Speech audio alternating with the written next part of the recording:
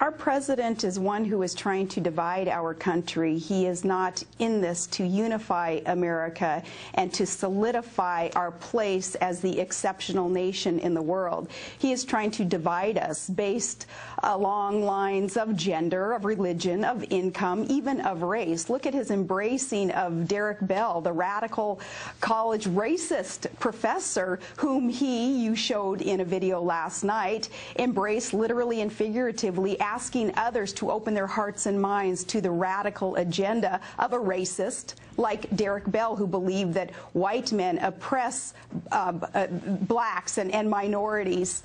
And Barack Obama, evidently, at least at the time, believed what Derrick Bell believed.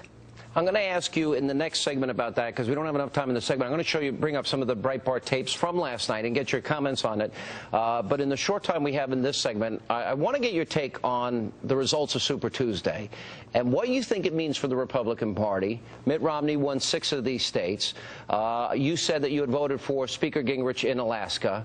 Where do you think it stands right now? Do you think this goes a lot further? Do you think that Mitt Romney's inevitable?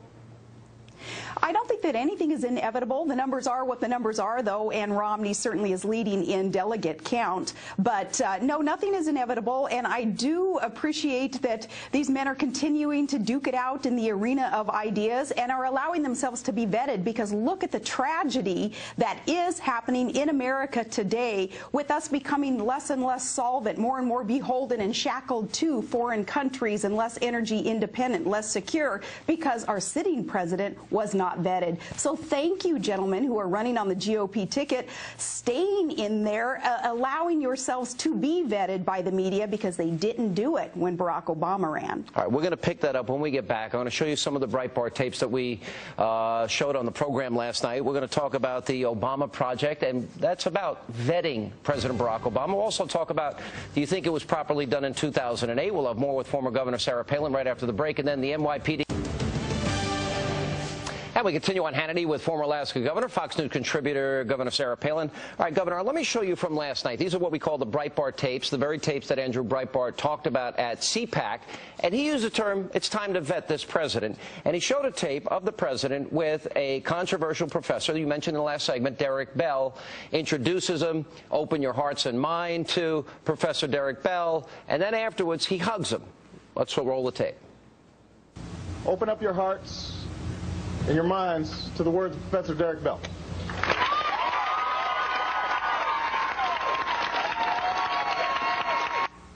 All right, what does this tell you based on what we have now learned about Professor Bell in the last couple of days, his controversial views?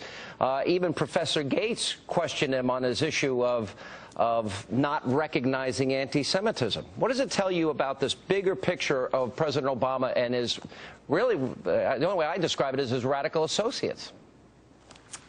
What this tells us is that it is a tragedy that the media did not do its job in vetting Barack Obama in 2008.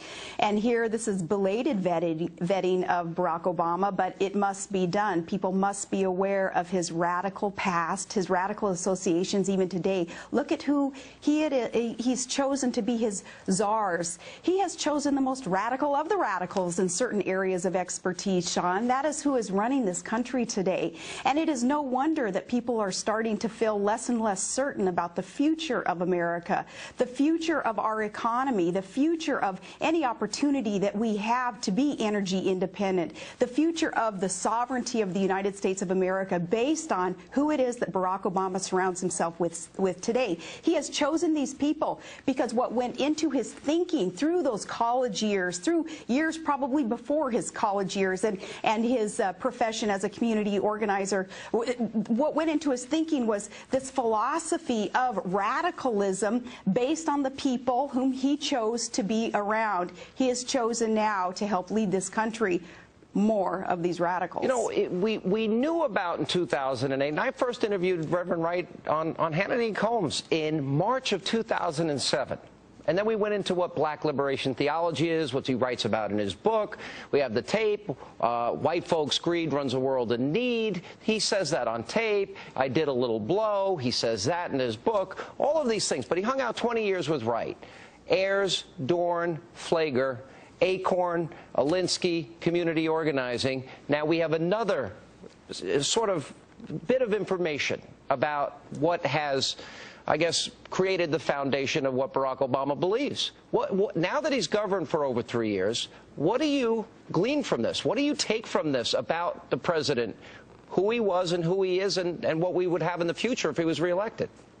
Right. Well, what we can glean from this is an understanding of why we are on the road that we are on. Again, it's based on what went into his thinking, being surrounded by radicals. He is bringing us back, Sean, to days that you can harken back to days before the Civil War, when, unfortunately, too many Americans mistakenly believed that not all men were created equal.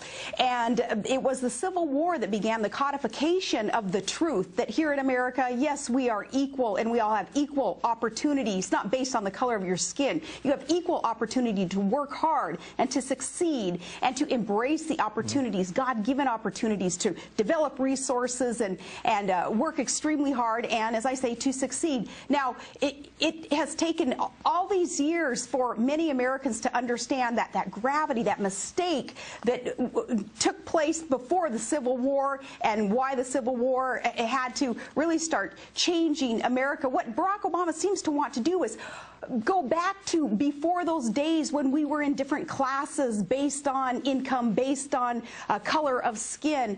Why are we allowing our country to move backwards instead of moving forward with that understanding that, as our charters of liberty spell out for us, we are all created equally? You know, this tape where he introduces Professor Bell, it's interesting. In 2011, another professor at Harvard, Professor Ogletree, actually played this tape, and then he says this at the end of it. And I want to play it for you, and I got a question out of it. Now, what makes this so interesting when you think about it, of course, we hid this throughout the 2008 campaign, so no, I don't care if they find it now, but right, because it just... Of course we hid it. And I want you, if you can, Governor, bring us behind the scenes of the 2008 campaign. I mean, I was frankly surprised that the campaign wouldn't bring these issues up about these controversial associations. And many people were even warning me not to do it, that I was going to hurt my career, et cetera. So you wouldn't believe the things that were said to me by just vetting the president or then candidate Obama. What was it like for you behind the scenes? Are these things, we keep hearing reports, you wanted to bring these things up. Is that true? Mm-hmm.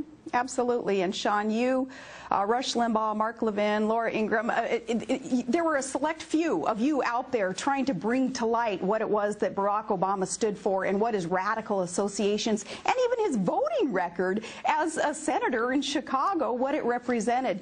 And yet the rest of the media, it seemed like, to too great a degree, didn't want to go there with you guys. So maybe you felt like you were, you know, the lone voice calling out in the wilderness for America to wake up. But in the campaign itself, you'll have to ask people like Steve Schmidt, who I think shackled us as candidates, both John McCain and myself, and not allowing us to get out there and to start talking more about the truth about what Barack Obama, what he meant even when he promised radically to fundamentally transform America. What in the world he had in mind. Now we see what he had in mind for us, but it was unfortunate that we weren't able to speak more about that. What do you think Professor Ogletree is saying? Oh, of course we hid these.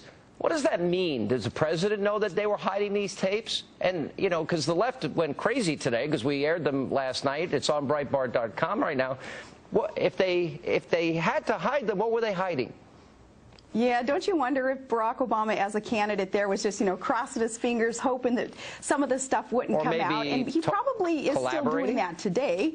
Well, and he probably is doing the same thing today, hoping that more doesn't come out about his background and about what went into his thinking, about why it was that he would believe that some socialist ideas that have failed in the old world, and that is why you see failures in some of these European countries, why he could apply those principles and policies to America, and that somehow we would succeed, even though history tells us that you will fail under some of the regime that it seems like Barack Obama wants to emulate. Governor, thanks as always for being with us. Appreciate it.